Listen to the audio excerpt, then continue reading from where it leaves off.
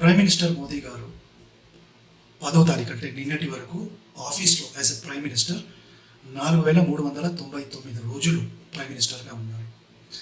ఇది నెహ్రూ గారి రికార్డ్ని బ్రేక్ చేయడం. ఎందుకంటే నెహ్రూ గారు 4398 రోజులు ఆఫీస్లో ఉన్నారు.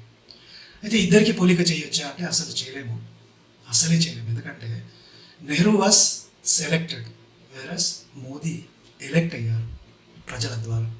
మనకు ఆల్రెడీ తెలిసిందే, ఫస్ట్ ప్రైమ్ మినిస్టర్గా తాను అయినప్పుడు కాంగ్రెస్ కమిటీలకు ఈ was selected by Gandhi.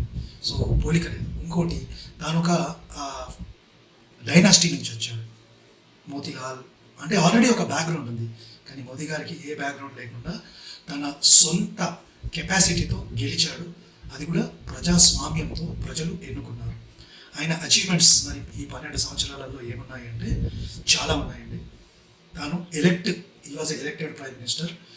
Jammu కాశ్మీర్ని భారతదేశంలో ఇంటగ్రేట్ చేశాడు. సివిలైజేషన్ ప్రోగ్రెస్, రామమందిరం కావచ్చు, కాశీ కావచ్చు, అనేకమైన ఏవైతే సివిలైజేషన్ మైల్ స్టోన్స్ ఉన్నాయో దాన్ని అచీవ్ చేశారు.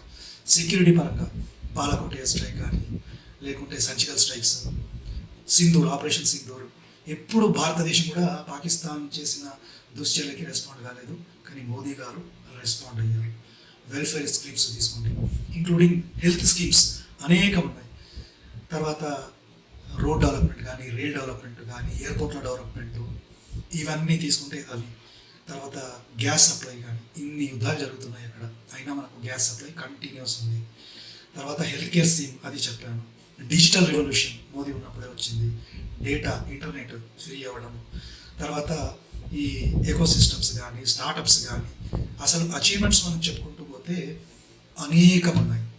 సో మోదీని నెహ్రూతో కంపేర్ చేయొచ్చా అంటే కంపేర్ చేయలేమండి. Modi self made man. ఇదే కాకుండా తాను బీజేపీని అనేక రాష్ట్రాలలో గెలిపించాడు. ఆల్మోస్ట్ నార్త్ ఇండియా మొత్తం బీజేపీ ఉంది.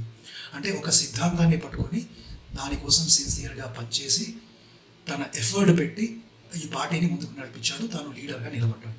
So Modi cannot be compared with Nehru.